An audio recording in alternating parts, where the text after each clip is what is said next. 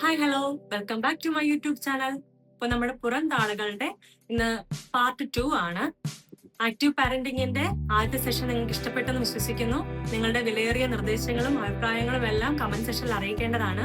ഈ വീഡിയോ നിങ്ങൾക്ക് ഇഷ്ടപ്പെടുവാണെങ്കിൽ നിങ്ങൾ ഈ ചാനൽ സബ്സ്ക്രൈബ് ചെയ്യുക, ലൈക്ക് ചെയ്യുക, ഷെയർ ചെയ്യുക. അപ്പൊ നമ്മുടെ ഇന്നത്തെ പാർട്ട് 2 കടക്കാം. എഫക്റ്റീവ് പാരന്റിങ്ങിന്റെ ലക്ഷ്യം, ഗുഡ് പാരന്റിംഗിൽ എന്നാൽ എന്ത്, values and rules, when to start. ഇങ്ങനെ 4 കാര്യങ്ങളാണ് അദ്ദേഹം ഈ ഒരു സെഷനിലൂടെ പറയുന്നത്. എഫക്റ്റീവ് പാരന്റിംഗ് എന്ന് പറയുന്നത് കുട്ടികളെ ഷാർപ്പായി വളർത്തണം എന്നാണ് അദ്ദേഹം പറയുന്നത്. അതായത് SHARP.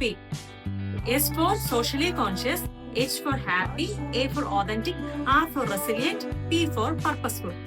ഇങ്ങനെ ആയിരിക്കണം കുട്ടികളെ വളർത്തേണ്ടതെന്നാണ് അദ്ദേഹം പറയുന്നത്. രണ്ടാമത്തേത് ഗുഡ് പാരന്റിംഗ് എന്നാൽ എന്ത്. അപ്പൊ അദ്ദേഹം ഇവിടെ പറയുന്നത് കുട്ടികൾക്ക് ഏത് സാഹചര്യത്തിലും സ്വന്തമായി തീരുമാനങ്ങൾ എടുക്കാനുള്ള പ്രാപ്തി ഉണ്ടാക്കിയെടുക്കുക, അതിനായിട്ടുള്ള സാഹചര്യങ്ങളെ ഉണ്ടാക്കി കൊടുക്കുക എന്നുള്ളതാണ് ഗുഡ് പാരന്റിംഗ് എന്ന് അദ്ദേഹം പറയുന്നത്. അടുത്ത മൂന്നാമത്തേത് വാല്യൂസ് ആൻഡ് റൂൾസ്. പാരന്റിംഗ് എന്നാൽ ശരിയായ മൂല്യങ്ങൾ, അതായത് സ്നേഹം, ദയ, ഇങ്ങനെയുള്ള കാര്യങ്ങളൊക്കെ അവർക്ക് പറഞ്ഞു കൊടുക്കേണ്ടതാണ്. അതുകൂടാതെ ഒരു വിശാലമായ ഒരു ചട്ടക്കൂട്, ഒരു ഫ്രെയിം വർക്ക് ഉണ്ടാക്കി കൊടുക്കുക. അതിൽ നിന്നുകൊണ്ട് അവർക്ക് തെറ്റുകൾ ചെയ്യാനുള്ള അവസരങ്ങൾ ഉണ്ടാക്കുക.